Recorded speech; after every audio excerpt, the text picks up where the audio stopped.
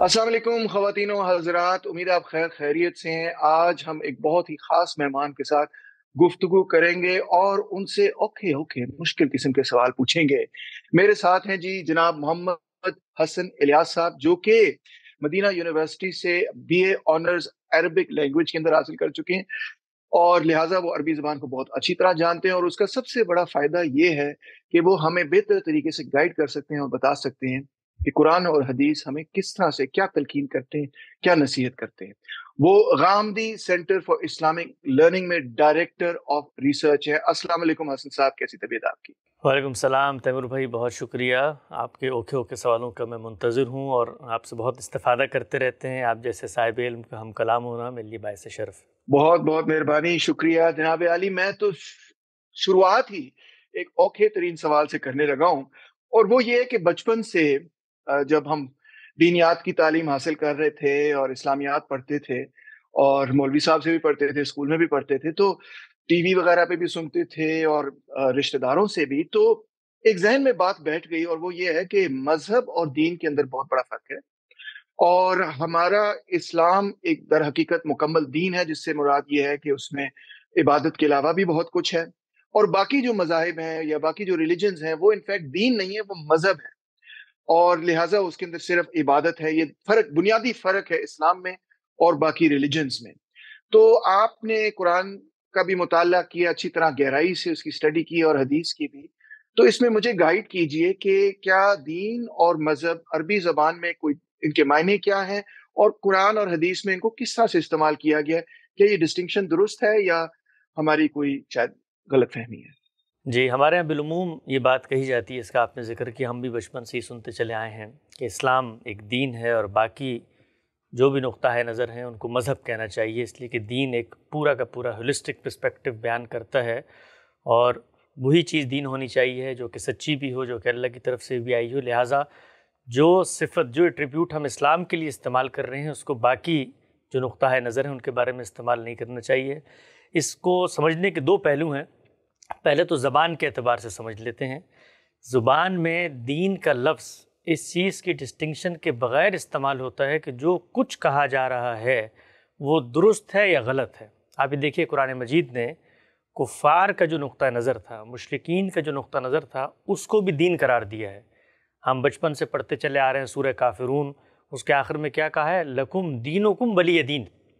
तुम्हारे लिए तुम्हारा दीन है, हमारे लिए हमारा दीन है। इसी तरह से ख़ुद सूरह यूसुफ में अल्लाह ताला ने लफ्ज़ इस्तेमाल किया दीनुल मलिक, यानी ये जो मलिक वहाँ का बादशाह था, अज़ीज़ मिस्र था, उसका जो मज़हब था, उसका जो दीन था। तो दीन का लफ्ज़ तो दोनों के लिए इस्तेमाल होता है, चाहे वो सही मज़हब हो, सच्चा मज़हब हो, हमारी नज़र में सच्चा मज़हब हो या हमारी नज़र में झूठा मज़हब हो। ये डिस्टिंक्शन अरबी ज़ुबान के एतबार से कहीं नहीं की जाती। इसी तरह से उर्दू ज़ुबान में दीन और मज़हब ये मुतरादिफ़ात के तौर पे इस्तेमाल किए जाते हैं, यानी जिस चीज़ को दीन करार दिया जाता है उसी को मज़हब भी करार दे दिया जाता है। ज़ुबान की रूह से इसमें कोई इफ्तराक नहीं है, इसमें कोई इख्तलाफ नहीं है। ताहम अरबी ज़ुबान के अंदर जो मज़हब का लफ्ज़ है वो सिर्फ़ दीन के लिए इस्तेमाल नहीं होता, बल्कि वो किसी फ़ुरू पर, किसी जुज़ पर इतलाक़ के लिए भी इस्तेमाल हो जाता है। मसलन मैं आपसे पूछता हूँ, जी आपका नुक्ता नज़र क्या है? तो इसके बारे में कहा जाता है कि आपका मज़हब क्या है। वहाँ पर पेश नज़र क्या होता है? किसी अप्लाइड मामले में आपकी राय। इसलिए हम देखें ना, हम ये कहते हैं हमारे यहाँ 4 मज़ाहिब हैं, हनफ़ी मज़हब, फ़िकी, हम कहते हैं शाफ़ी मज़हब, हम्बली मज़हब। तो ये इससे मुराद क्या होती है? मसलक, सोचने का ज़ाविया। ये हम आमतौर पर उर्दू में भी कहते हैं कि जो क्लासिकल शौरा हैं उनका इस मामले में मसलक ही है। तो यहाँ भी आरा के बारे में, हम आपसे कहते हैं ये बताइए आइन के बारे में आपका क्या मज़हब है, तो राय क्या है? तो अरबी ज़ुबान के अंदर दीन इस्तेमाल होता है एक होलिस्टिक पर्सपेक्टिव के लिए, जो कुछ आप अल्लाह के बारे में, कायनात के बारे में कोई तौजीह दे रहे हों, लेकिन मज़हब का लफ्ज़ वहाँ पर राय के माने में इस्तेमाल हो रहा था। तो ये इख्तलाफ हमें वहाँ तो नज़र आता है अरबी ज़ुबान में, लेकिन उर्दू में दीन मज़हब मुतरादिफ़ हैं। और दीन सिर्फ़ इस्लाम नहीं है, सारे के सारे अदियान हैं। गलत हो सकते हैं, मैं उस पर तनकीद कर सकता हूँ, लेकिन लुग़त के एतबार से, लफ्ज़ के एतबार से, इस्तेमाल के एतबार से सबको अदियान कहा जा सकता है। ख़ुद कुरान मजीद ने कहा लकुम दीनुकुम वलिय दीन। बिल्कुल। ये बताइए कि ये जो मज़हब का लफ्ज़ है, ये फ़ारसी लफ्ज़ है या ये भी अरबी लफ्ज़ है बुनियादी तौर नहीं, ये अरबी का लफ्ज़ है, ये अरबी ज़ुबान का लफ्ज़ है। फ़ारसी में भी मुस्तअमल हुआ, अरबी ज़ुबान का मारूफ़ लफ्ज़ है, वहाँ पर ये इस्तेमाल होता है। इसी तरह से फ़ारसी में हुआ, हमारे यहाँ भी ये आया, और भी बाकी ज़ुबानों में ये लफ्ज़ इस्तेमाल होता है। اچھا یہ بتائیے، آپ نے فرمایا کہ تمام مختلف دنیا کے ریلیجنز، ان کو دین ہی قرآن نے کہا ہے، اور ہمیں بھی وہی لفظ استعمال کرنا چاہیے. ہم اس میں ظاہری بات ہے ڈسٹنکشن کرتے ہیں کہ وہ دین الحق نہیں ہے اور یہ حق کا دین ہے، تو یہ ڈسٹنکشن ہو سکتی ہے، مگر یہ ڈسٹنکشن نہیں ہے کہ ان کے لیے مذہب استعمال کیا جائے اور ہمارے لیے اسلام کے لیے صرف دین استعمال کیا جائے. یہ فرمائیے کہ دوسری بات جو ہم بچپن سے بڑے زور و شور سے سنتے آئے، اور میں نے خود ذاتی طور پہ اس پہ کئی مضامین لکھے ہیں. جب بھی ہم بچپن میں مضمون لکھا کرتے تھے اسلامک اسٹڈیز کے لیے، تو یہ ہمارا فیوریٹ ٹاپک ہوتا تھا، سب سے ہمیں آسان بھی لگتا تھا، اور اس پہ ہم بڑی روانی سے لکھا کرتے تھے. وہ یہ تھا کہ اسلام ایک مکمل ضابطۂ حیات ہے. اس میں ایک پولیٹیکل سسٹم بھی ہے، اس میں ایک اکنامک سسٹم بھی ہے، اس میں ایک فیملی سسٹم بھی ہے، اس میں ایک سوشل سسٹم بھی ہے. مطلب ہے کہ یہ تمام چیزوں کے حوالے سے جواب دیتا ہے. ایون کہ ہم نے یہ دیکھا کہ کچھ ایسے تھنکر اسکالرز بھی ہیں جو کہ کہتے ہیں کہ قرآن کی روشنی میں ہم سائنسی علوم بھی جان سکتے ہیں، یا کم سے کم ہم سائنٹیفک جو فیکٹس ہیں ان کو سمجھنے کی کوشش کر سکتے ہیں. تو اس پہ ذرا روشنی ڈالیے، کیونکہ میں نے قرآن کو ویسے تو کئی دفعہ پڑھا، مگر ریسنٹلی پچھلے ہفتے میں نے بیٹھ کے دوبارہ سے کور ٹو کور دوبارہ سے پڑھا ترجمے میں. یہی تلاش کر رہا تھا میں کہ قرآن میں کوئی ذکر ہے. حدیث تو آپ کو پتہ ہے اس کی کئی کتابیں ہیں اور کافی زیادہ ہے اس کے مقابلے میں، تو میں اس کا تو مکمل تجزیہ نہیں کر سکا. تو کیا قرآن اور حدیث میں یہ کہیں فکرہ ہے کہ اسلام ایک مکمل ضابطۂ حیات ہے؟ جی، سب سے پہلے تو آپ کو مبارکباد کہ آپ نے قرآن مجید کا مطالعہ کیا ہے، کیونکہ آپ جیسے لوگ جو اوکھے اوکھے سوال اٹھاتے ہیں ان کے بارے میں عام طور پہ مسلمانوں کو یہی خیال ہے کہ ان کو قرآن مجید وغیرہ سے پڑھنے کی کوئی توفیق نہیں ہوتی. تو بڑی اچھی بات ہے کہ آپ قرآن مجید پڑھتے ہیں، اور لوگوں کے لیے بھی اس میں بڑا پیغام ہے کہ جب کوئی سوال اٹھاتا ہے تو اس کا یہ مطلب نہیں ہوتا کہ وہ کوئی مذہب سے نفرت کی جگہ پہ کھڑا ہوا ہے یا مذہب کو ختم کرنا چاہتا ہے، بلکہ وہ دین کو سمجھنے کے ایک سفر کا آغاز کرتا ہے. اس میں اس کے سوالات بھی ہو سکتے ہیں، تشکیک بھی ہو سکتی ہے، کوئی نہ کسی پہلو پہ تنقید بھی ہو سکتی ہے. جہاں تک آپ کے سوال کا تعلق ہے تو دیکھیے، ہمارے ہاں بہت سارے جملے بولے جاتے ہیں ایک کانٹیکسٹ کے اندر رکھ کے. آپ اس کانٹیکسٹ سے ان جملوں کو اٹھا کر اس سے جب قانون اخذ کریں گے تو اس سے بڑے مسائل پیدا ہو جاتے ہیں. مثلا اسی جملے کو آپ لے لیں، اسلام ایک مکمل ضابطۂ حیات ہے. اس کو اگر میں ایک سادہ انداز میں کسی مسلمان کے سامنے پیش کروں اور میں اس کو یہ کہوں کہ دیکھو اسلام کا مقصد ہے تزکیہ، پاکیزگی، تمہاری پیوریفیکیشن، وہ تمہیں آخرت میں کامیاب کرنا چاہتا ہے، اس لیے تمہیں دنیا میں بھیجا گیا ہے، دنیا ایک امتحان ہے، اس امتحان میں جو تمہیں سوالات پیش آئیں گے جن کا تعلق آخرت کی نجات سے ہوگا یا جو دین کا مقصد ہے اس سے ہوگا، جس میں وہ تمہیں پیوریفائی کرنا چاہتا ہے، تو بے فکر رہو. یہ نہیں ہوگا کہ دین تمہارا ہاتھ چھوڑ کے تمہیں الٹپ کسی پگڈنڈیوں پہ گمراہ ہونے کے لیے چھوڑ دے گا، نہیں، بلکہ اس نے بڑے رہنما، بڑے واضح اصول دیے ہیں، اور اس معاملے میں وہ ایک مکمل ضابطہ رکھتا ہے. اس کے اندر ایک پورا لائف کنڈکٹ بیان ہو گیا ہے، تمہیں وہ کہیں تنہا نہیں چھوڑے گا. اب اس طرح سے اگر میں بات کروں تو اس میں کوئی مسئلہ نہیں ہے، یہ دین کے بالکل عین مطابق ہے. قرآن مجید کا مطالعہ کریں، حدیثوں کا مطالعہ کریں، سب کچھ یہی کہہ رہے ہیں کہ بھئی یہ نیکی اور بدی، اخلاقی اور بد اخلاقی میں ایک سیدھا راہ تمہیں دیتا ہے، ایک پورا کا پورا کوڈ دیتا ہے، ایک شریعت دیتا ہے، قانون دیتا ہے.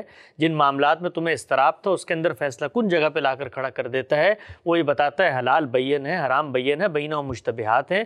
اس کے اندر کہیں پر کوئی شبہ تھا تو اس نے شریعت اور قانون بھی دیا. لیکن آپ اس سے آگے بڑھ کے اسی جملے کو ایک دوسری کونیٹیشن میں استعمال کریں، اور وہ یہ ہو کہ دنیا کے اندر میں جیتا ہوں، جینے کے بہت سارے تقاضے ہیں. مثلاً مجھے ایک ہیلتھ سسٹم چاہیے، مجھے ایک ٹیکسیشن کا نظام چاہیے، مجھے ایک اکنامک سسٹم چاہیے، مجھے ایک پولیٹیکل سیٹ اپ چاہیے، مجھے اپنی زندگی کے اندر ایک پورا کا پورا قانون اور پینل لا اور کورٹ کا سسٹم چاہیے. تو اس کے مقابلے میں آپ یہ جملہ کہیں کہ اسلام تجھے ایک مکمل ضابطۂ حیات ہے، زندگی کے ہر شعبے میں جو کچھ آپ کو سسٹم ریکوائرڈ ہے وہ دیتا ہے، تو یہ جملہ سر تسر غلط ہوگا. دین نے یہ دعویٰ کہیں بھی نہیں کیا، بلکہ دین نے یہ دعویٰ کیا ہے کہ وہ آپ کو اخلاقی اصولی تعلیمات دیتا ہے، اور وہ اصولی تعلیمات اخلاق پر مبنی ہیں. اس لحاظ سے اگر آپ دیکھیں تو یہ جملہ بالکل غلط ہو جائے گا. اور غلط کیسے ہوگا؟ میں آپ کے سامنے رکھوں گا ٹیکسیشن کے لاس، میں آپ کے سامنے رکھوں گا پولیٹیکل سائنس کی پوری کتابیں، اور آپ اس کے جواب میں لا کر میرے سامنے کچھ 2-4 آیتیں رکھیں گے، 1-2 حدیثیں رکھیں گے، کچھ صحابہ کے آثار رکھیں گے، اور اس کے نتیجے میں ایک منطقی طور پر مرتب کی ہوئی فکر رکھ دیں گے، اور آپ کہیں گے کہ دیکھو یہ ہے اسلام کا پولیٹیکل سسٹم. یہ اسلام کا پولیٹیکل سسٹم نہیں ہے. اسلام نے کوئی پولیٹیکل سسٹم نہیں دیا، اسلام نے کوئی اکنامک سسٹم نہیں دیا. اسلام نے پرنسپلز دیے ہیں. اسلام نے آپ کو گائیڈ لائن دی ہے. مثال سے سمجھ لیتے ہیں اس بات کو. آپ دیکھیں پولیٹیکل شریعہ ہے یا پالیٹکس کے معاملے میں جو دین کا قانون ہے آپ اس کو پڑھیں قرآن مجید میں. چند باتیں اصل الاصول کے طور پہ قرآن نے بتائیں اور وہ کیا ہیں؟ موریلٹی پہ مبنی باتیں. اللہ کی اطاعت کرو، پیغمبر کی اطاعت کرو، اور اولو الامر منکم، جن کو تمہارا رہنما مقتدی بنا دیا گیا ہے ان کی اطاعت بھی تم پر لازم ہے. یہ ایک اخلاقی اصول کی طرف نشاندہی کی ہے، اس لیے کہ وہ ذمہ داری کے منصب پر فائز ہیں اور میں نے ان کی اس حیثیت کو ماننا ہے. وہ غلط بھی ہوں گے تو ماننا ہے، اختلاف بھی کرنا ہے. اب یہاں کیا بیان کیا دین نے؟ اصول، پرنسپل، پروٹوکول. آگے بڑھیے.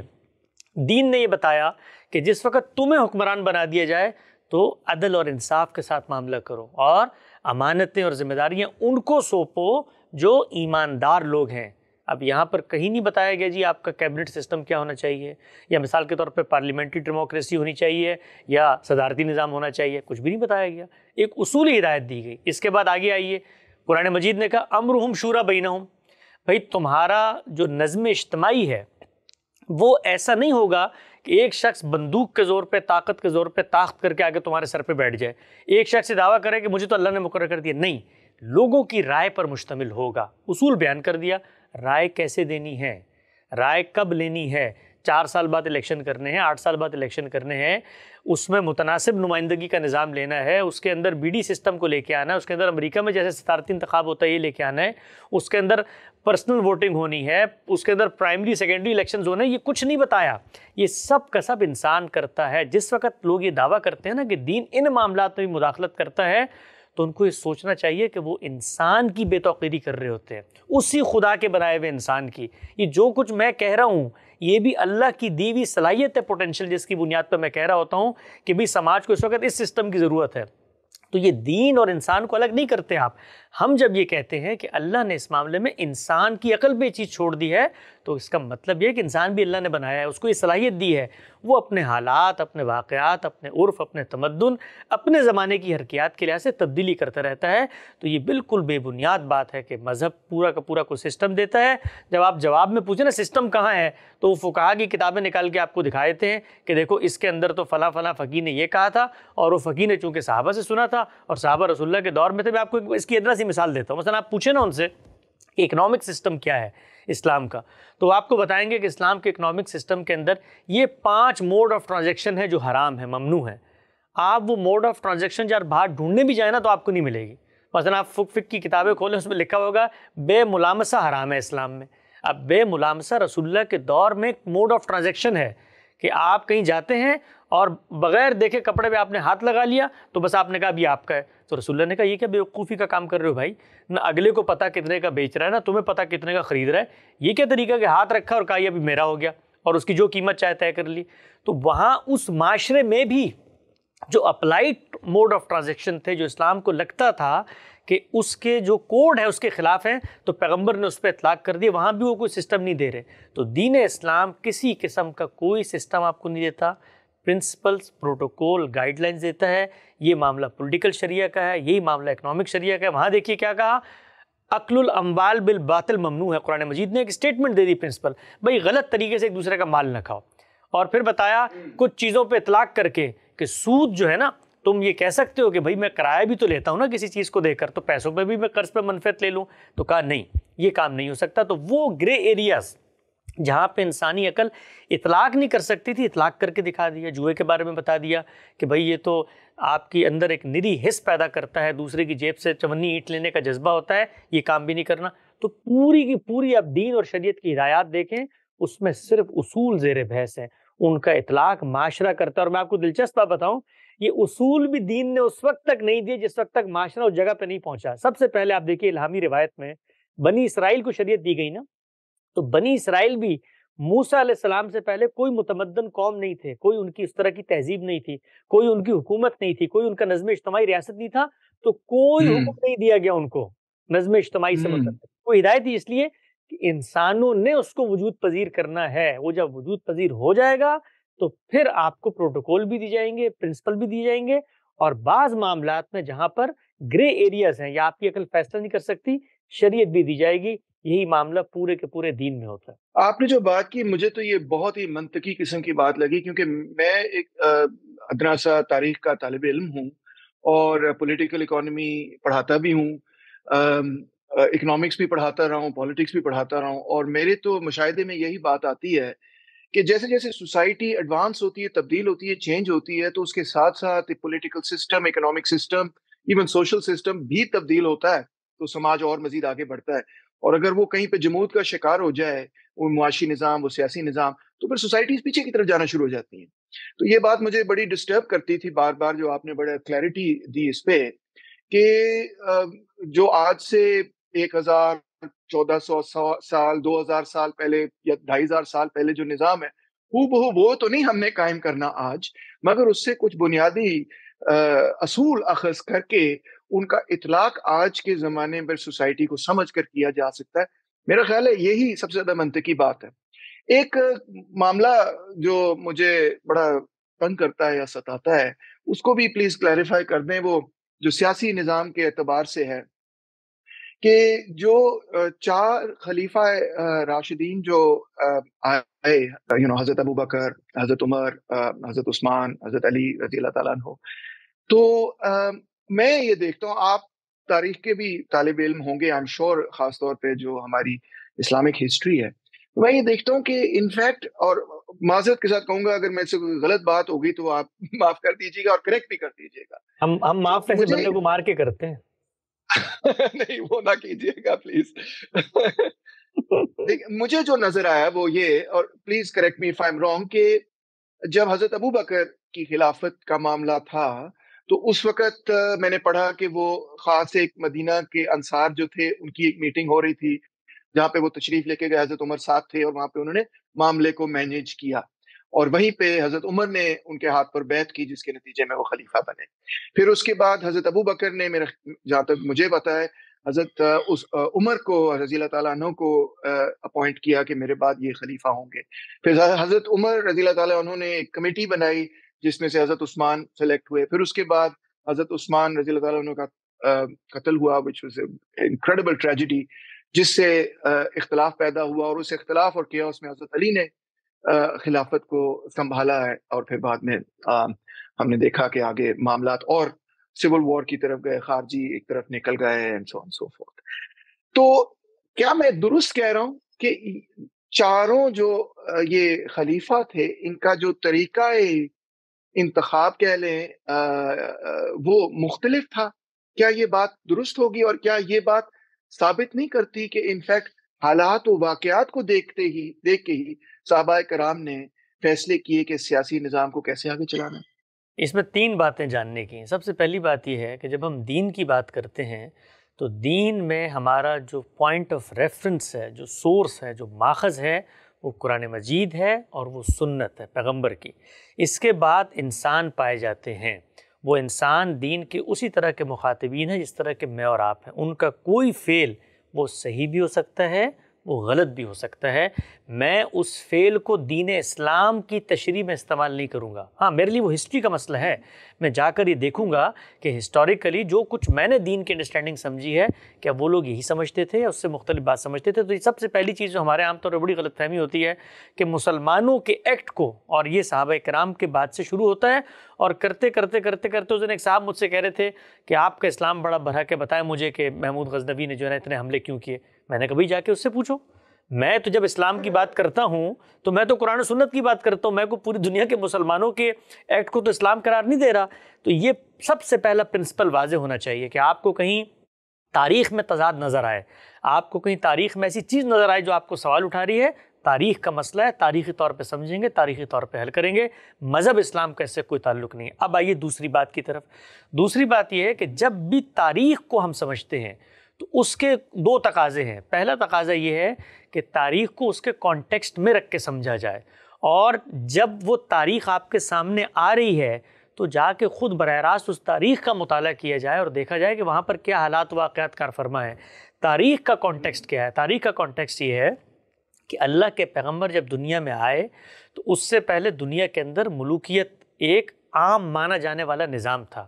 مثلا ایک بادشاہ ہوتا تھا، وہ مرنے سے پہلے کسی کو نامینیٹ کر دیتا تھا، بچوں میں ہوتا تھا تو بچوں میں کر دیتا تھا، بچوں میں نہیں ہوتا تھا کسی کو راہ چلتے بادشاہ بنا دے، کوئی اس کو پوچھ نہیں سکتا تھا۔ دین نے جب یہ پرنسپل دیا کہ امرہم شورا بینہم، بھائی مشورے پر مبنی آپ نے نظام بنانا ہے، لوگوں کی رائے سے وجود پذیر ہوگا، نکلے گا، پیدا تب ہوگا کہ جب لوگوں کا کنسنسس اس میں شامل ہوگا۔ اب سوال یہ پیدا ہوا کہ کنسنسس حاصل کرنا ہے، یہ ایک دنیا کا تقاضا ہے کہ کیسے حاصل کیا جائے گا۔ آج تو میں جاتا ہوں نا ووٹ میں لائن لگ میں دے دیتا ہوں، اس زمانے میں کیسے حاصل کیا جائے گا کنسنسس؟ تو ہم یہ جانتے ہیں کہ اس زمانے کے اندر ریپریزنٹیٹیوز ہوتے تھے، وہ قبائلی تمدن تھا، اس میں قبائلی تمدن میں قبیلے کے سربراہ کو اپنے علاقے کی عصبیت حاصل ہوتی تھی۔ بالکل ایسے ہی اس کو ایک مثال سے سمجھیں کہ ایک ممبر نیشنل اسمبلی کو اپنے علاقوں میں ووٹ مل جاتے ہیں تو ممبر نیشنل اسمبلی بن جاتا ہے۔ اب وہ مل کر اصل میں وزیر اعظم کا انتخاب کرتا ہے، تو کوئی شخص یہ کہہ سکتا ہے کہ جی یہ تو ممبر نیشنل اسمبلیز نے مل کے وزیر اعظم بنا لیا، پاکستان کی عوام کا تو اس سے کوئی تعلق نہیں۔ ہم کبھی نہیں کہیں گے یہ، کیوں؟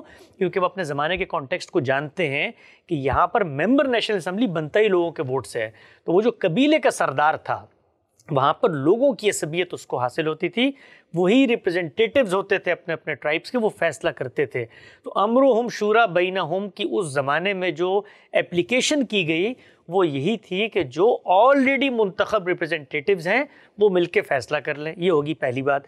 دوسری بات یہ ہے کہ وہاں پر کسی نئے نظام کا رسول اللہ صلی اللہ علیہ وسلم کے بعد کوئی فیصلہ کیا ہی نہیں جا رہا، اللہ کے پیغمبر کی حکومت ہے وہاں پر، آپ سربراہ حکومت کے، آپ یہ بتا رہے ہیں کہ جی میرے بات مجھے لگ رہا ہے الائمۃ من قریش، یہ جو قیادت اور سیادت ہے نا یہ قریشی میں رہے گی۔ بالکل ایسے ہی ہے کہ جیسے پیپلز پارٹی کی حکومت تھی، پرائم منسٹر کو نااہل کر دیا سپریم کورٹ نے، اب عوام فیصلہ نہیں کریں گے، پارلیمنٹ بھی فیصلہ نہیں کرے گی، کون فیصلہ کرے گی؟ پارلیمانی پارٹی، پیپلز پارٹی فیصلہ کرے گی کہ اگلا کینڈیڈیٹ کون ہوگا ہمارا، اور اس کو وہ تصویب دلوا دیں گے سوسائٹی سے، معاشرے سے، پارلیمنٹ سے، اور وہ ان کا پرائم منسٹر بن جائے گا۔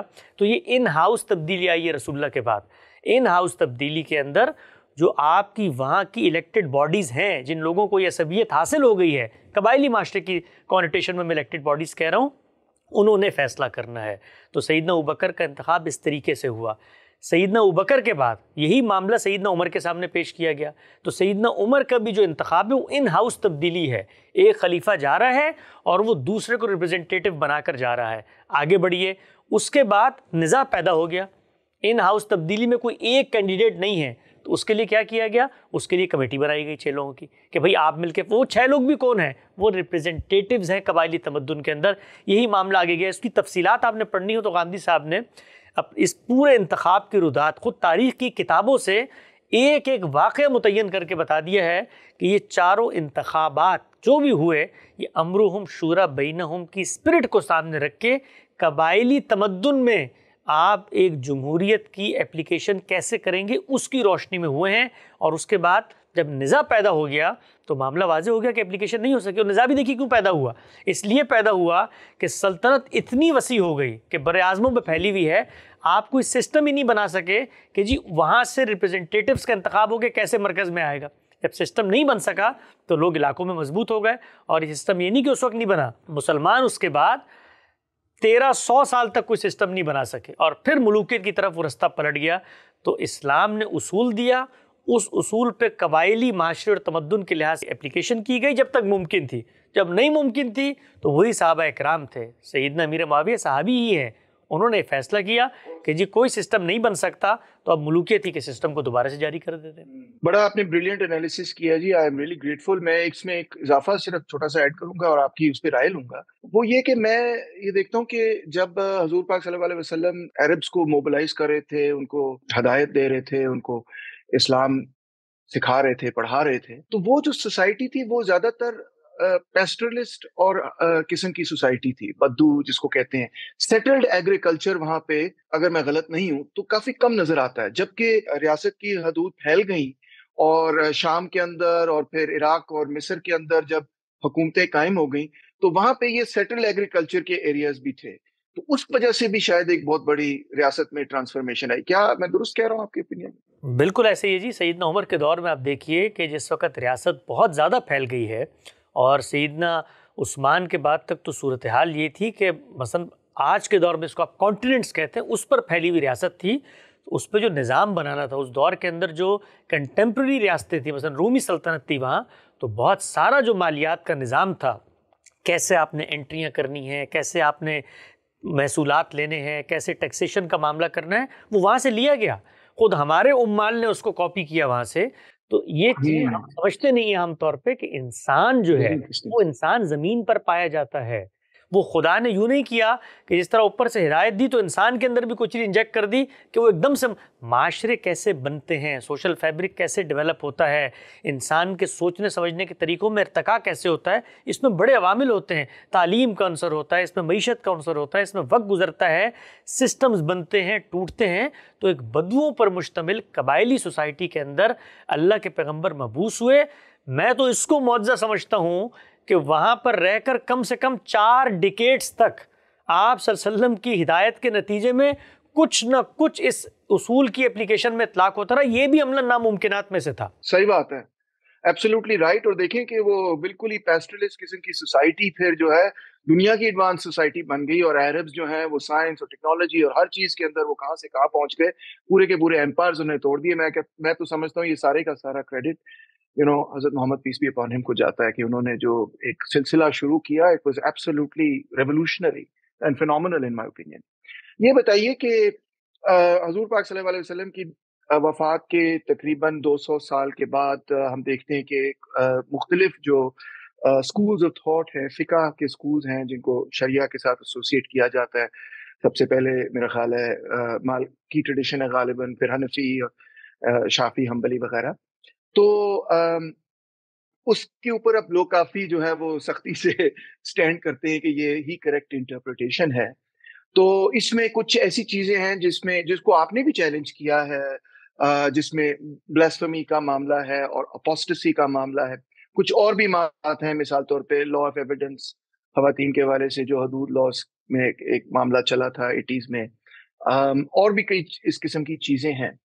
تو آپ کی کیا رائے ہے کہ ان چیزوں میں اگر ہم محسوس کریں کہ کوئی ایک ہم نے قانون بنایا سوسائٹی کی بہتری کے لیے ہی بنایا, مگر اس سے اس وقت میں ان حالات میں سوسائٹی میں کوئی نقصان ہو رہا ہے, تو کیا اتنی گنجائش ہے کہ ہم اس کو عارضی طور پہ یا اس کو تبدیل کریں ایسے تاکہ جو مقصد ہے وہ حاصل ہو؟ مقصد تو یہی ہوگا کہ سوسائٹی پراسپر کرے, ڈیولپ کرے, آگے کی طرف بڑھے.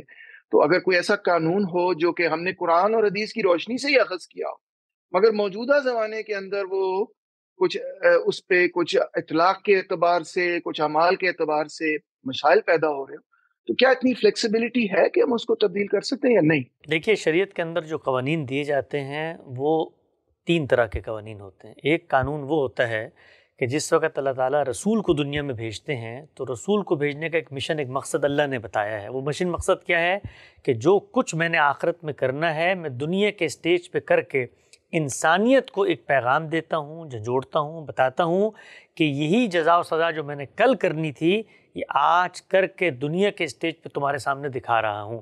جب اس کو یہ کام کرنے کے لیے بھیجا جاتا ہے تو اس کے کچھ لازمی تقاضے ہیں. پہلا تقاضا کیا ہے کہ دنیا کے اندر رزلٹ آنا ہے, جزا و سزا ہونی ہے. جو نہیں مانتے ان کو زمین کے پیٹ سے اکھاڑ دیا جائے گا. یہ اللہ کا مشن منصوبہ ہے, لیکن کس کے ساتھ خاص ہے؟ پیغمبر کے ساتھ خاص ہے. آپ چیلنج کریں, آپ اس کو چیلنج کریں, آپ کہیں اللہ کا یہ منصوبہ انصاف پر مبنی نہیں ہے, اللہ کے اس منصوبے میں یہ خامیاں ہیں. میں بطور مسلمان اللہ کے اس منصوبے کے بارے میں اپنے دلائل پیش کر دوں گا. منصوبے کو چیلنج کریں, لیکن اللہ تعالیٰ یہ کام کرتے ہیں یہ ہم آپ کو بتا رہے ہیں جو اللہ کو مانتے ہیں, جو اس کی کتاب کو لے کے آپ کے سامنے کھڑے ہوئے ہیں کہ بھائی وہ اپنی کتاب میں یہ بتاتے ہیں کہ یعذبہم اللہ بایدیکم, میں پیغمبر کے ساتھیوں کے ہاتھوں سے عذاب دیتا ہوں, اور میں اس لیے کرتا ہوں کتب اللہ لاغلبن انا ورسولی, میں نے فیصلہ کر دیا کہ میں رسول کو غالب کروں گا. اور پھر فرماتے ہیں کہ یہ میں کرتا کیوں ہوں؟ اس لیے کرتا ہوں کہ جس وقت رسول آ جاتا ہے تو اس وقت عذاب دیا جاتا ہے. وما کننا معذبین حتی نبعث رسولا, عذاب اس وقت تک میں نہیں دیتا جب تک رسول نہ آئے. اور یہ میں اس لیے بھی کرتا ہوں کہ رسول کے بعد کوئی حجت باقی نہیں رہتی. خدا کا وجود گویا زمین پر آ کر ایک صورت میں استدلال کی سطح پر متعین اور مجسم ہو جاتا ہے.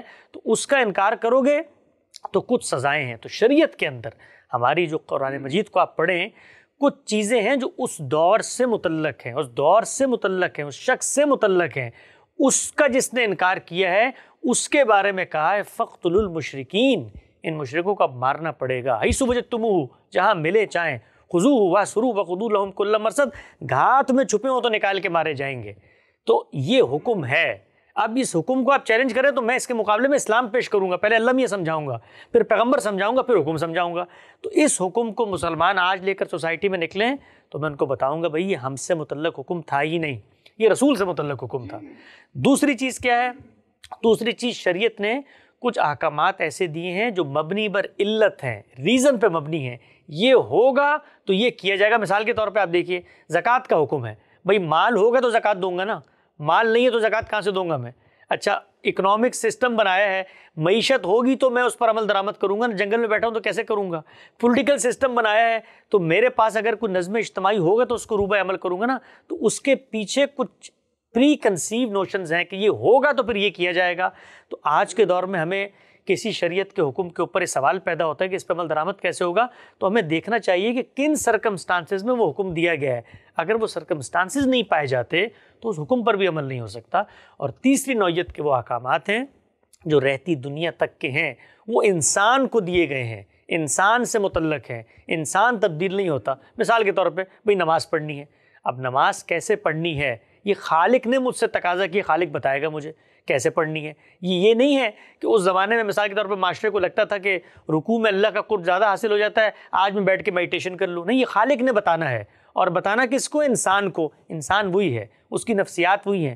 ہاں کہیں پر اس کو مشکل پیش آتی ہے تو پھر شریعت نے ایک اور اصول اور قاعدہ دیا ہے، وہ کیا ہے؟ استرار کا، وہ کیا ہے؟ تحذیر کا۔ کہیں مشکل ہو گئی ہے، عمل درآمد نہیں ہو سکا تو وہاں پر رخصت کا ایک پورا قاعدہ دیا جاتا ہے۔ تو یہ سب سے پہلے سمجھ لیں شریعت کے قوانین کی نوعیت۔ اب آئیے اس بات پہ کہ ہمارے یہاں یہ جو 4 فقہ بن گئی ہیں اور ان پہ اصرار کیا جاتا ہے اور کہا جاتا ہے جی کہ انہی کی انٹرپریٹیشن جو ہے وہ بالکل درست انٹرپریٹیشن ہے، تو اس کو بھی ذرا سمجھیں۔ یہ کوئی دینی کلیم اور استدلال نہیں ہوتا، دین تو میرا قرآن و سنت پر مشتمل ہے۔ جس دن میں نے اپنے دین کا سورس ان انسانوں کو بنانا شروع کر دیا تو پھر یہ خدا کا دین نہیں رہا، پھر یہ اسی طریقے سے دنیا کے اندر جو کچھ لوگوں کے تصورات ہیں میں نے ان کی جگہ پر لا کر اس کو کھڑا کر دیا ہے۔ اب پھر لوگ اس کو انسانوں کے طور پر اس کی تحلیل بھی کریں گے، پوسٹ مارٹم بھی کریں گے۔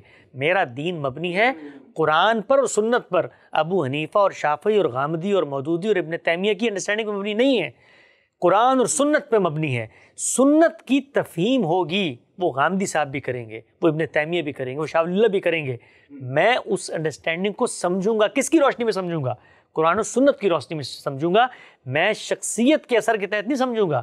یہ کام جس دن میں نے شروع کر دیا تو میں خدا پر ایمان نہیں لایا، میں پھر غامدی صاحب پر ایمان لایا ہوں، میں پھر ابن تیمیہ پر ایمان لایا ہوں، چونکہ یہ انسان ہے، یہ جو کچھ کہیں گے وہ دین بیان کریں گے۔ تو ہم مسلمانوں کے ہاں اصل میں اگر آپ تحلیل کریں اس کی تو یہ کوئی دینی آئیڈلز نہیں ہیں، یہ ہمارے ہیروز ہیں۔ اور جب کسی سے ہیرو شپ کا تصور وابستہ ہو جائے نا تو پھر اس کے بارے میں یہ خیال کرنا بڑا مشکل ہوتا ہے کہ غلط بھی ہو سکتا ہے۔ 1 ارب مخلوق دنیا میں حنفی ہے اور امام ابو حنیفہ کے نقطہ نظر کو مانتی ہے، تو ابو حنیفہ یہ کیسے ہو سکتا ہے کسی معاملے میں غلطی کر دیں؟ اچھا دلچسپ بات یہ ہے، ہمارے ہاں خود اپنی تاریخ سے تعلق بڑا کمزور ہو گیا۔ ابو حنیفہ کے دور کے اندر امام الاعظم سراج الائمہ، ہماری نسلیں ان کی عظمت پر قربان، بڑے آدمی تھے، ان کے دور کے اندر 20 فقہا دین کا کام کر رہے ہیں۔ یہ دنیا میں کیسے فکروں کو فروغ حاصل ہوتا ہے یہ بھی ایک پورا موضوع ہے کہ جس وقت سیاست کے اندر، ریاست کے اندر ان کی فقہ کو اپنا لیا گیا تو عالمی سطح پر آپ کو اس کا فروغ نظر آ گیا۔ خود ان کے دور میں لوگ ان سے اختلاف کر رہے ہیں، ان کے شاگرد ان سے اختلاف کر رہے ہیں۔ آپ کو دلچسپ بات بتاؤں، اور ڈاکٹر حمید اللہ جو خود ایک روایتی عالم تھے، انہوں نے اس پر تحقیق کر کے لکھا کہ اس وقت فقہ حنفی جو آپ کے ہاتھ میں ہے اور جو کلاسیکل ذخیرہ ہے فقہ حنفی کا، جس میں امام صاحب کی آراء نقل ہوئی، انہوں نے خود تو کوئی کتاب لکھی نہیں تھی، ان کے شاگردوں نے ان کی آراء نقل کی، اس میں اور موجودہ فقہ حنفی میں 80% فرق ہے امام صاحب کی آراء سے۔ گویا جو آگے علماء پیدا ہوئے انہوں نے چینجز کی اس کے اندر، تو جو چینجز ان کے شاگردوں نے کی، ان کے اصحاب ترجیح نے کی، ان کے مکتبہ فکر کو اپلائیڈ کرنے والوں نے کی، وہ مجھے آ کر یہ کہہ رہے ہیں کہ امام صاحب سے اختلاف نہیں ہو سکتا۔ بھائی اگر یہ اصول ہے تو سب سے پہلے تو یہ اصول خود اپناؤ کہ امام صاحب نے جو آراء دی تھیں اس سے تم کبھی اختلاف نہ کرو۔ تو یہ بات بالکل پیش نظر رکھیں کہ ہمارے یہاں مثلاً یہ جو مسائل پیدا ہوئے ہیں موجودہ دور میں، ایک عقل مند انسان یہ سوال اٹھاتا ہے نا کہ یار اس دور کے اندر جس میں حریت فکر ہے، حریت آزادی، freedom of speech, freedom of expression, وہاں پر ایک شخص جو ہے وہ آپ کا دین چھوڑتا ہے، آپ کہتے ہیں ہم تو اس کو قتل کریں گے، تو یہ کون سا شریعت کا حکم ہے؟ تو اس پہ ہم دعوت دیتے ہیں۔ ہمارے استاد جاوید احمد غامدی صاحب نے اسی کی دعوت کی کہ بھائی یہ ریکنسٹرکٹ کرو اس پوری کی پوری انڈرسٹینڈنگ کو۔ یہ دین کا حکم نہیں ہے، یہ شریعت کا حکم نہیں ہے کہ تم نے جو دین چھوڑ دے مرتد ہو جائے اس کو تم نے مارنا ہے. ایک طریقہ تو وہ ہے نا کہ میں کہوں جی عمل نہیں ہو سکتا. یہ تو بات کی بات ہے, ہم دیکھیں گے عمل ہو سکتا ہے نہیں ہو سکتا, تقاضے کیا ہیں کیا نہیں ہے, سماج کہاں کھڑا ہوا ہے. حکم ہی ثابت نہیں ہوتا, اور حکم ہمارے ہاں ابو حنیفہ اور شافعی سے ثابت نہیں ہوتا, حکم قرآن و سنت سے ثابت ہوتا ہے. تو میں مختصر بتا دوں کہ یہ جو بات کہی جاتی ہے کہ جو دین چھوڑ دے اس کو قتل کر دو, من بدل دینہ فاقتلوہ حدیث کے اندر آیا ہے, یہ اصل میں وہی شریعت کی پہلی نوعیت کے احکام جو رسول کو دیے گئے تھے کہ جو انکار کر رہے ہیں وہ زمین کے پیٹ سے ختم کر دی جائیں گے. انہی کے بارے میں رسول اللہ صلی اللہ علیہ وسلم نے کہا ہے من تشبہ بقوم فہو منہم, جو ان کی شباہت اختیار کرے گا انہی میں سے ہوگا. وہ حشر معہم, اور مارا جائے گا اس لیے کہ میں کچھ نہیں کر رہا, وما قتلوہ, میں نہیں مارتا, وما کن اللہ قتلہ, اللہ تعالیٰ نے یہ کام کرنے کا فیصلہ کر دیا. تو وہ لوگ, وہ نسل جو پیغمبر کی موجودگی میں انکار کرتی تھی یا ماننے کے بعد انکار کر دیتی تھی, گویا مرتد ہو جاتی تھی, ان کے بارے میں ایک ہدایت دی گئی ہے. اس کا آج کے مسلمانوں سے کوئی لینا دینا نہیں ہے. اور انہی معاملات کے اندر بعض وہ لوگ بھی تھے جو توہین کرتے تھے اور معاند بن گئے تھے. اسی قانون کے تحت ان کی زندگی زمین کے پیٹ سے ختم ہونی تھی تو پیغمبر نے اقدام کیا. آج کے دور سے اس کا کوئی تعلق نہیں ہے. تو میں آخر میں یہ بات عرض کرتا ہوں کہ اب مسلمانوں کو غور کرنا چاہیے اس بات کے اوپر, سوچنا چاہیے اس بات کے اوپر کہ ہم بندوں کے دفاع میں اپنی نسلوں کے دامن سے دین کو کھینچ رہے ہیں. ہم ان کو حنفی, شافعی اور حنبلی بنانا چاہتے ہیں اور وہ دل سے اسلام کے اوپر نہیں کھڑے ہونے کو تیار. تو ہمیں یہ سوچنا چاہیے کہ اللہ کے دین کو پیش کریں, نہ کہ لوگوں کی انڈرسٹینڈنگ کو دین بنا کے لوگوں کے اندر تھوپنے کی کوشش کریں. حسن صاحب, آپ نے تو بہت ساری بڑی بڑی مس انڈرسٹینڈنگز کو کے پڑخچے اڑا دیے میرے دماغ میں سے کم.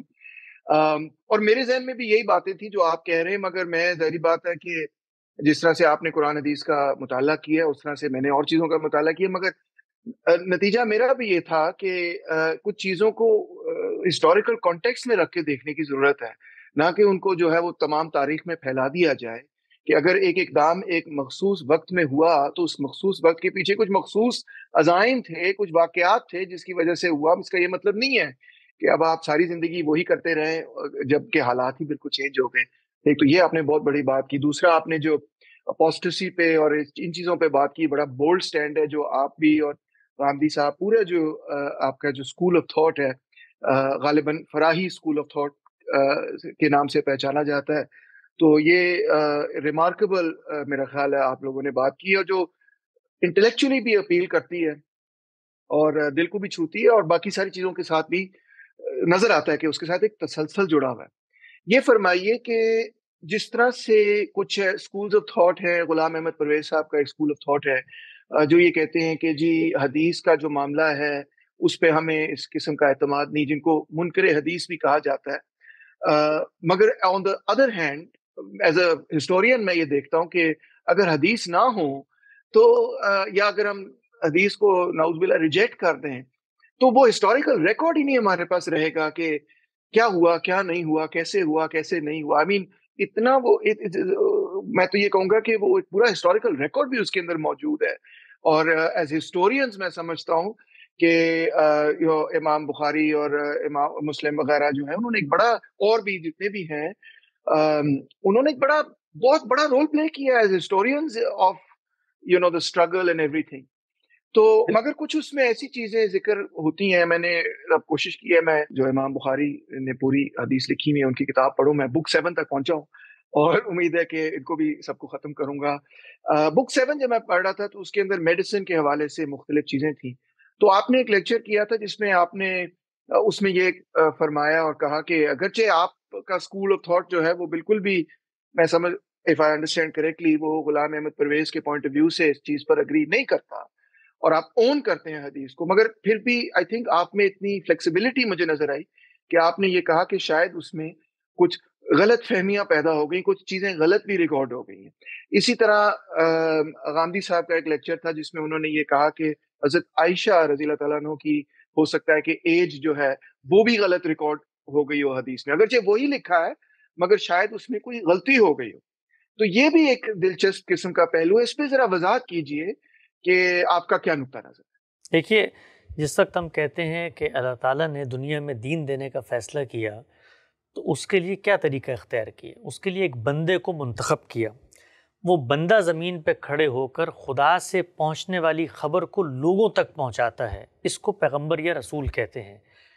ہم لوگ دنیا کے اندر مختلف حقائق کو پرسیو کرتے ہیں، ہمارے ہاں علم کے کچھ ذرائع ہیں، وہ میرے حواس کے ظاہری باطنی حاصلات ہوں گے یا عقلی استنباط کے نتائج ہوں گے، استقراء کا عمل ہوگا، انڈکشن کا عمل ہوگا، استنباط کا، اس سے میں کچھ حقیقتوں تک پہنچتا ہوں، تجربہ مشاہدہ ہے، یہی تجربہ مشاہدہ میرے آباء کی تاریخ میں مجھ تک آ جاتا ہے۔ اس سے آگے بڑھ کے ایک نیا ذریعہ علم وجود پذیر کیا گیا دنیا میں، اور وہ کیا تھا؟ بندے کا انتخاب اور اس کے دل پر وحی اور اس کے ذریعے سے انسانوں کو ہدایت دینا۔ پیغمبر نے یہ کام کیا، کیسے کیا؟ دو طریقے سے کیا۔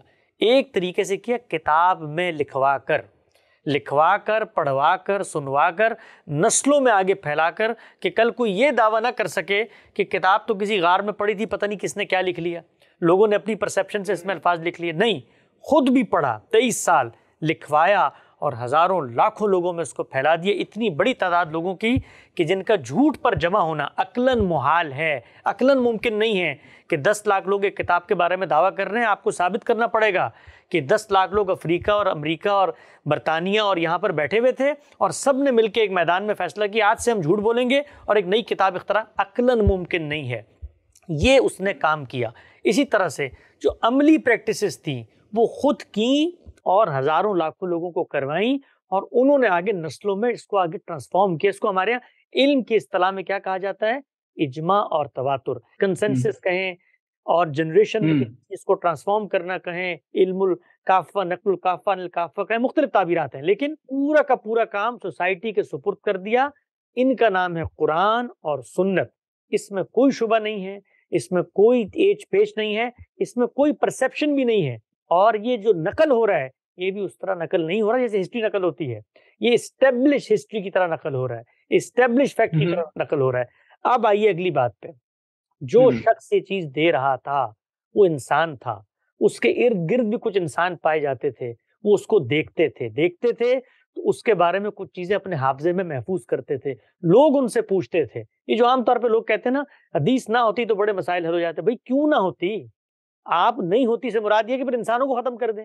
آپ مجھ سے پوچھتے ہیں غامدی صاحب کیسے، میں حدیث سنا کے بتاتا ہوں، ٹھیک ہے جی کل دیکھا تھا میں نے۔ آج کے دور میں ہم اپنے محبت کرنے والے لوگوں کے بارے میں یہ کام نہیں کر سکتے کہ ہم سے ان کے بارے میں کچھ سوال کرے، کوئی بات پوچھے تو میں اس کو آگے نقل نہ کروں۔ یہ انسانی فطرت کا تقاضا ہے۔ اس کا مطلب آپ انسان کو روبوٹ سمجھتے ہیں، یہ نہیں ہو سکتا۔ تو پیغمبر وہاں موجود ہے، پیغمبر سے باتیں بھی پوچھی جائیں گی، پیغمبر سے چیزیں بھی سمجھی جائیں گی، پیغمبر سے سوال بھی کیے جائیں گے۔ جو لوگ پیغمبر کو نہیں دیکھ پائے ان کو اس کے حالات زندگی اور واقعات بھی بتائے جائیں گے، اس کی اپلیکیشن بھی بتائی جائے گی۔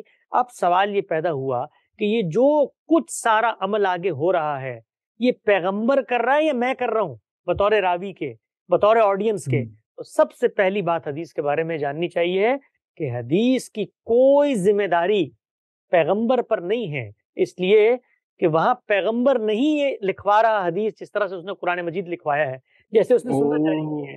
یہ میرے اوپر ہے اس کا برڈن آف پہ کچھ نہیں ہے۔ یہ بالکل ایسے ہی ہے کہ میں ابھی یہاں میٹنگ سن کے جاؤں اور لوگوں کو کہوں تیمور رحمان صاحب سے آج میری ملاقات ہوئی تھی، انہوں نے تو 4 باتیں کی تھی کہ آپ میری باتوں کی ذمہ داری لیں گے؟ آپ کہیں گے بھائی یہ ان کی پرسیپشن ہے، میری بات مجھ سے آگے تو کسی حدیث کی کوئی ذمہ داری رسول اللہ صلی اللہ علیہ وسلم پر نہیں ہے۔ حدیث میں کچھ بھی نقل ہو وہ انسانوں نے نقل کیا ہے، اور ہمارے جو لوگ تھے ائمہ جرح و تعدیل جن کو کہتے ہیں، انہوں نے اسی بنا پر کچھ پرنسپلز بنائے ہیں۔ وہ 5 پرنسپلز ہیں، وہ 2-3 لوگوں کے بارے میں ہے اور 2 کانٹینٹ کے بارے میں ہے۔ کہا جو آدمی بیان کر رہا ہے اس کو عادل ہونا چاہیے، جو آدمی بیان کر رہا ہے اس کا حافظہ اچھا ہونا چاہیے، جو آدمی بیان کر رہا ہے وہ جس سے سن کے بیان کر رہا ہے سلسلہ سند میں اتصال ہونا چاہیے، عقلی پریمیسز قائم کیے۔ اگر تو پیغمبر کی بات ہوتی ہے حدیث کہ پیغمبر نے مجھ تک پہنچا دی ہے تو میں کیا اس تحقیق نہیں پڑھتا نا، میں پڑھا یہ پڑھا کہ کیونکہ لوگ یہ بات بیان کر رہے ہیں۔ پھر کانٹینٹ کے بارے میں شرط لگائی انہوں نے کہ جو کانٹینٹ حدیث میں بیان ہو رہا ہے وہ علم اور عقل کے مسلمات کے خلاف نہیں ہونا چاہیے۔ مثلا آپ کے پیغمبر نے فرمایا ایک دن میں باہر نکلا اور سورج جو ہے وہ مغرب سے طلوع ہو رہا تھا، یہ تو ہو نہیں سکتا، سورج مشرق سے نکلتا ہے، تو میں اس حدیث کو نہیں مانوں گا۔ یہ اصول ہمارے ائمہ جرح و تعدیل اور محدثین نے بنایا۔ اسی طریقے سے کوئی ایسی حدیث نہیں مانی جائے گی جو قرآن و سنت کے خلاف ہو، یہ انہوں نے بنایا وہ اصول۔ یہ اصول اسی لیے بنایا گیا کہ انسان نقل کر رہے ہیں، تو جب کوئی چیز انسان نقل کرتے ہیں تو میں سب سے پہلے اس پر اپنا اعتماد علم کی سطح پر پیدا کرتا ہوں کہ یہ جو نقل کر رہے ہیں اور وہ جو پیغمبر مجھے دے کر گیا تھا اس کی روشنی میں اس کو رکھ کے دیکھوں کہ بات سمجھ میں آتی ہے کہ نہیں آتی. تو جب آپ اس کی روشنی میں اس کو رکھ کے دیکھتے ہیں تو آپ کو باتیں سمجھ میں آنا شروع ہو جاتی ہیں. آپ پیغمبر نے کہا بھائی مثال کے طور پہ کوئی ارتداد اختیار کرتا ہے اس کو مار دو. مجھے خبر پہنچا دی کسی شخص نے تو میں قرآن کے اندر جاؤں گا پہلے اور دیکھوں گا کہ کن کو کہا جا رہا ہے. پیغمبر اپنی آڈینس کو کہہ رہے ہیں مجھے حکم نہیں دے رہے. کیوں دے رہے ہیں؟ قرآن بتا رہا ہے خاص حکم تھا. تو اس طریقے سے بے شمار چیزیں ہیں جو بالکل دو اور دو چار کی طرح حل ہو جاتی ہیں. اور لوگ عام طور پہ یہ تاثر قائم کرتے ہیں جی کہ حدیثوں کے اندر اتنے مسائل ہیں. وہ مسائل پیدا ہوں گے اگر آپ لوگوں کی بیان کردہ باتوں سے قانون اخذ کرنا شروع کر دیں. قانون قرآن و سنت سے اخذ ہوگا, اس کی اپلیکیشن آپ کو ہسٹری کے اندر جاننی ہے تو ہسٹری کو ہسٹری کے طریقے پر پڑھیں, سمجھیں. جو بات نہیں سمجھ میں آئے تو تعویل ہسٹری کی ہوگی, تعویل قرآن و سنت کی نہیں ہوگی. اور میں آخری بات بھی یہاں پہ عرض کر دوں کہ مجھے قرآن مجید نے ایک حکم دیا ہے. وہ حکم یہ ہے کہ پیغمبر تمہارے کسی نظام میں, تمہارے کسی جھگڑے میں فیصلہ کر دیں تو اس کے حکم کو بھی ماننا ہے. تم نے اس لیے ماننا ہے کہ میں نے زمین پر اس کو اپنا فرستادہ بنایا ہے. مجھے ہسٹری میں اس کا کوئی حکم ملتا ہے, ہسٹری میں کوئی حکم ملتا ہے تو میں سب سے پہلے یہ دیکھوں گا کہ اس حکم کے ثبوت پر میرا اعتماد ہے. جن لوگوں نے بیان کیا مجھے لگتا ہے کہ بات ٹھیک ہوگی. ایسے ہی ہے جیسے میں یہاں پر بیٹھا ہوا ہوں اور مجھے میرا بھائی آ کر کہے کہ بھئی گاندھی صاحب نے کہا سب کام چھوڑ کے فوراً پہنچو, اور میرا اعتماد ہو جائے کہ یہ ان کی انسٹرکشن تھی تو یہ میرا استاد سے محبت کا تقاضا ہے کہ میں جاؤں اس وقت اٹھ کے یہاں سے. تو اگر میرا اطمینان ہو جاتا ہے کہ پیغمبر نے یہ ہدایت کی تھی مجھے تو پھر پر لازم ہے, اگر میرا اطمینان ہو گیا ہے کہ میں اس پر عمل پیرا ہوں, سر تسلیم خم کروں, میں اس کا سامنے جھکوں, تو حدیث کے اندر بھی اگر کوئی ایسی انسٹرکشن مجھ تک آئی ہے جو مبنی بر قرآن و سنت ہے, انسٹرکشن پر ہسٹوریکلی میرا اعتماد ہے, اب وہ میرے لیے بالکل ایسے ہی دین کا حکم ہے جیسے قرآن کا حکم ہے. میرے لیے بالکل ایسی دین کا حکم ہے جیسے میں پیغمبر کے سامنے کھڑا ہوں اور وہ مجھے کوئی حکم دے, اگر میرا اعتماد ہو گیا ہے. اگر میرا اعتماد نہیں ہے تو میں سوال اٹھاؤں گا. انکار حدیث اور اقرار حدیث کی تعبیرات ہی بالکل غلط ہے. بھائی انکار آپ کس چیز کا کر رہے ہیں؟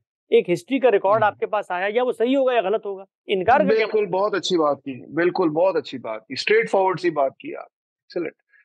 اچھا جی, اب کافی آپ کا وقت لیا. آخری 2-3 سوال ہے میرے ذہن میں.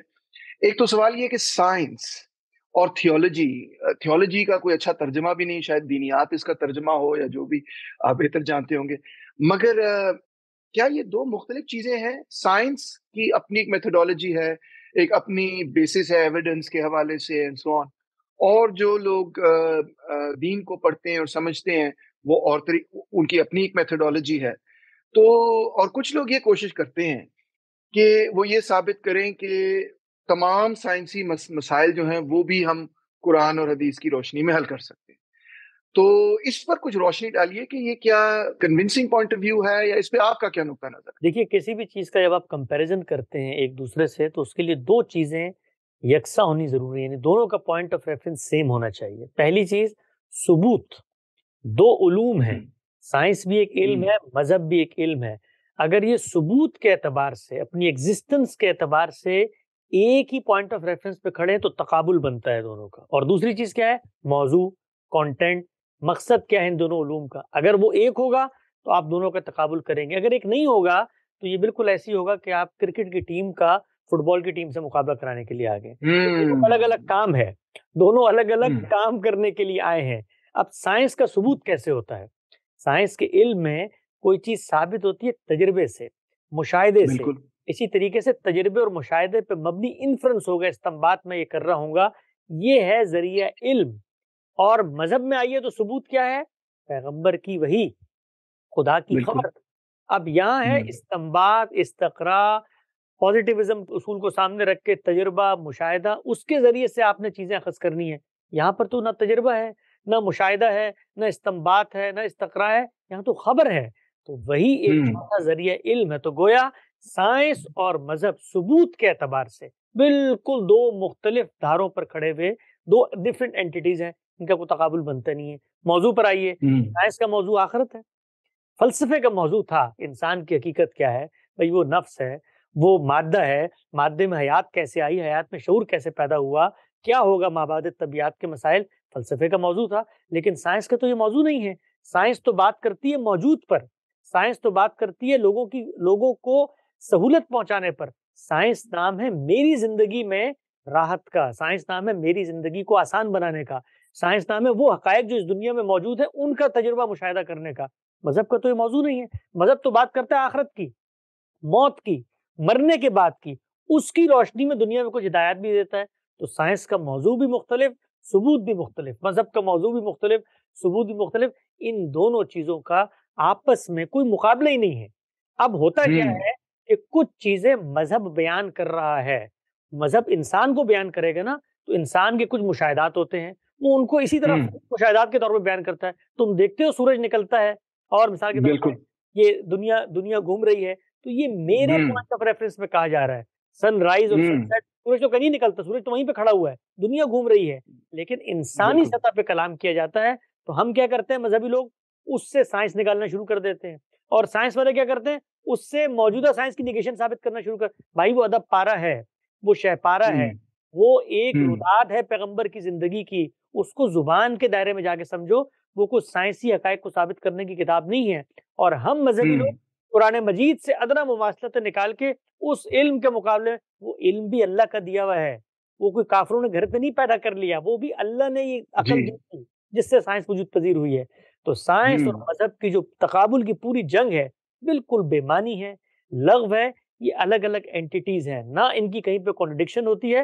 ہاں، مذہب کے بارے میں سائنس مجھے آ کر یہ کہتی ہے کہ جی آپ کے کلام کے اندر ایک بات بیان ہوئی ہے، یہ عملی مشاہدات کے خلاف ہے، تو وہاں پر پھر میں سائنس سے گفتگو نہیں کروں گا، میں اللہ سے گفتگو کروں گا، اور میں اس کی بات کو سمجھوں گا کہ بھئی میں نے تجھے خالق مانا، مالک مانا، تو پالنہار ہے، تو کائنات کا رب ہے، پروردگار عالم ہے، یہ کیا بات کتاب میں لکھ دی ہے کہ انسان نہیں مان رہے، تو اس کو سمجھنے کے سفر کا آغاز کروں گا، اور اگر حل نہیں کر پاؤں گا تو یا خدا کا انکار کروں گا یا خاموشی اختیار کروں گا اپنے علم کی روشنی میں کہ آج مجھے سمجھ میں نہیں آ رہی، کل سمجھ میں آ جائے گی، سائنس سے میں پھر بھی گفتگو نہیں کروں گا۔ Very interesting, thank you so much. جو آپ باتیں کر رہے ہیں تو پتہ نہیں لوگ اس کو قبول کرتے ہیں، ان باتوں کو قبول کرتے ہیں یا نہیں کرتے، مگر بڑی علمی باتیں کر رہے ہیں۔ اور میں تو کبھی کبھار یہ سوچتا ہوں کہ شاید جو ہم نے سائنس سے دوری اختیار کر لی ہے اور ایک طرح سے سائنٹیفک سوچ کو تھیولوجی کے ساتھ جوڑ دیا، تھیولوجی کو ہم نے ہسٹری کے ساتھ جوڑ دیا، ہسٹری کو بھی ہم نے آؤٹ آف کانٹیکسٹ سمجھ لیا، اس میں سے پتہ نہیں کیا نکال کے ہم نے سوسائٹی پر نافذ کر، اور وہ بھی زبردستی جبرن نافذ کرنے کی کوشش کی۔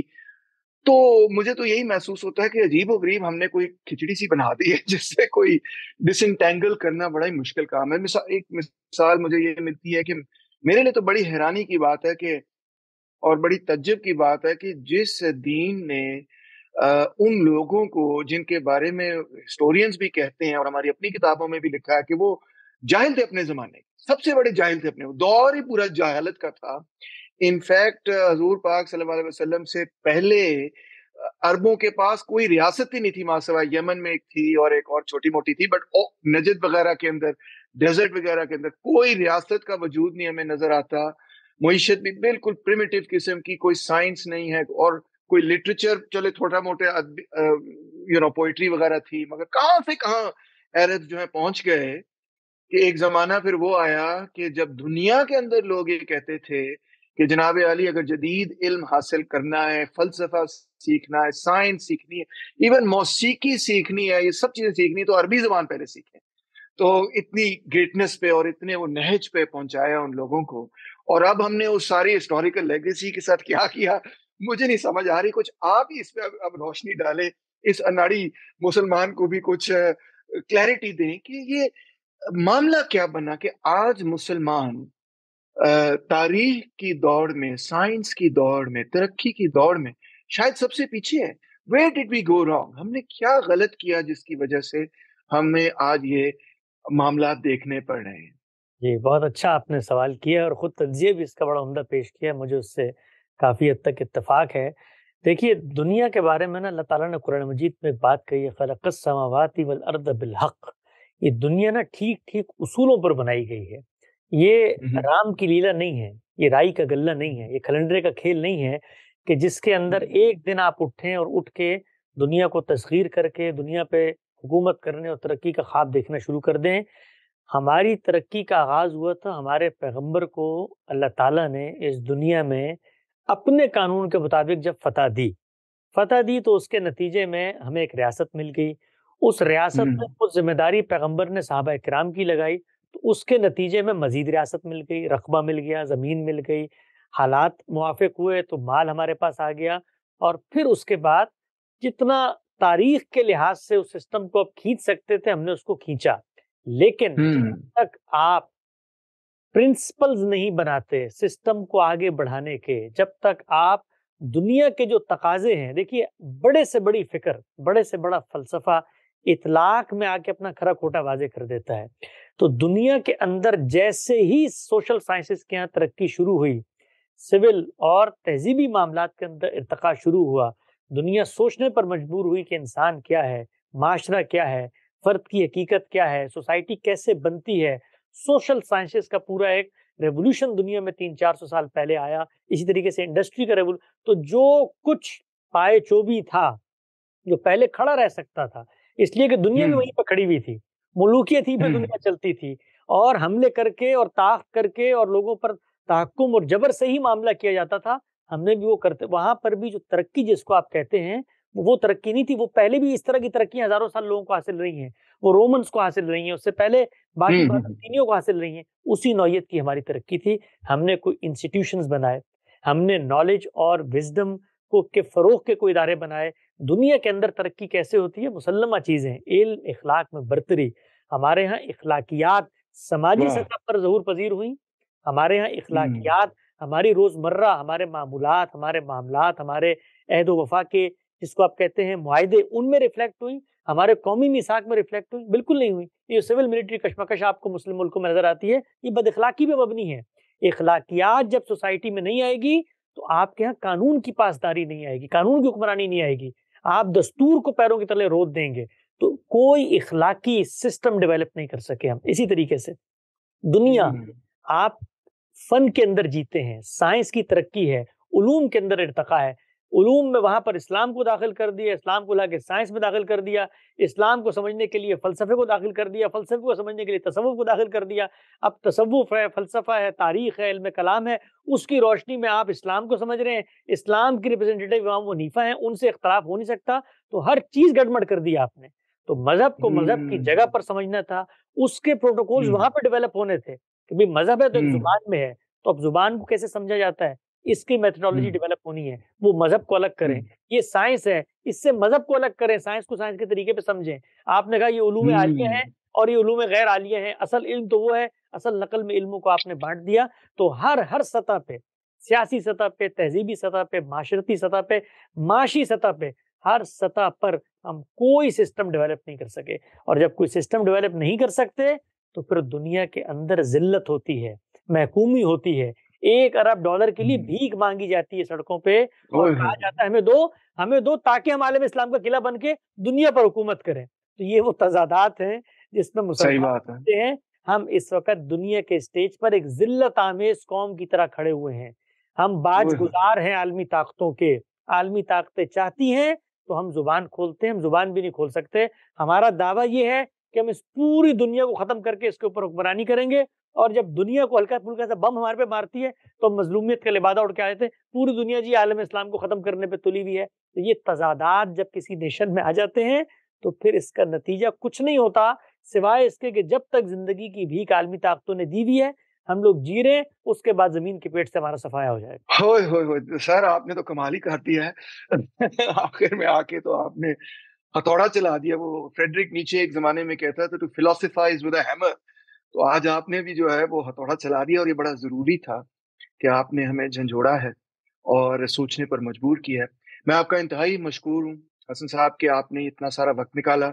اور میں یہ بھی جانتا ہوں کہ میرے وقت اور آپ کے وقت میں کافی فرق ہے، کیونکہ آپ دور بیٹھے ہیں ملک سے، اور آپ کو میں نے صبح صبح بڑا ڈسٹرب کیا ہے. تو میں اس حوالے سے بھی آپ کا مشکور ہوں، اور کئی دفعہ میں یہ ریسکیجول بھی کرنا پڑا، اس حوالے سے بھی میں آپ کا مشکور ہوں کہ آپ نے وقت بھی نکالا اور اپنی تعلیمات سے، اپنی عقل سے، اپنی فہم سے، اپنی جو ریسرچ ہے اس سے ہمیں نوازا، اور اس کم سے کم اس اناڑی मुसलमान को आपने थोड़ा सा कम अनाड़ी बना दिया है और थोड़ा सा शायद ज्यादा मुसलमान बना दिया हो, मुझे उम्मीद है।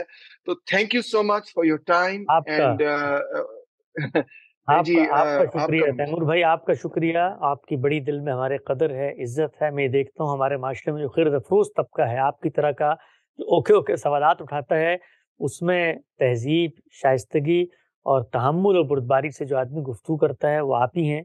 और मैंने खुद तालिब इल्म की हैसियत से बहुत इस्तिफादा किया है आपसे, बिलखुसूस आपके जो फ़लसफ़े के ऊपर पूरी सीरीज़ थी। बल्कि मैं लोगों को यहाँ पे कहूँगा कि वो लाज़मन जाकर देखें कि इल्म की पेशकश क्या होती है, इल्म को कैसे पढ़ाया जाता है। उसमें एक बड़ा मायनाज़ मकाम है हमारे दोस्त का, और हमें बड़ी दिली मोहब्बत है आपसे। आप सवालात थैंक यू उठाते सो रहें, हम मच। तालिब इल्म हैं दीन के। हम किसी के मुहाफ़िज़ नहीं हैं, ना किसी के तर्जुमान हैं, ना किसी के नुमाइंदे हैं। सच्चाई के तालिब इल्म हैं। सच्चाई आज यहाँ महसूस होती है तो उसको बयान कर रहे हैं, कल आपको नया पहलू बता देंगे तो उसके पीछे चल पड़ेंगे। थैंक यू सो मच जी। मैं अगेन आपका शुक्रिया अदा करता हूँ। और वैसे तो आप अकेले ही बैठे हैं मेरे ख्याल है बस स्टूडियो में, मगर अगर आपके साथ कोई है तो उनका भी शुक्रिया अदा करता हूँ कि उन्होंने वक्त निकाला। और जो सुनने वाले हैं नाजरीन, आपसे मैं कहूँगा कि लाजमी जो आपने आज बातें सुनी इस पे गौर और फिक्र कीजिए, सवाल भी पूछिए, और जो किताब जिन किताबों का रेफरेंस दिया हसन साहब ने, उन किताबों को भी जरा एक नज़र देखिए। और भी किताबों का रेफरेंस जो है वो आपको प्रोवाइड कर सकेंगे। और मैं उम्मीद करता हूँ कि आप Gandhi centre for Islamic learning के साथ मजीद इंटरेक्ट करते रहेंगे। अगर इस नाचीज के साथ इंटरेक्ट करते रहे तो मैं भी बुरा नहीं मनाऊंगा इस बात का।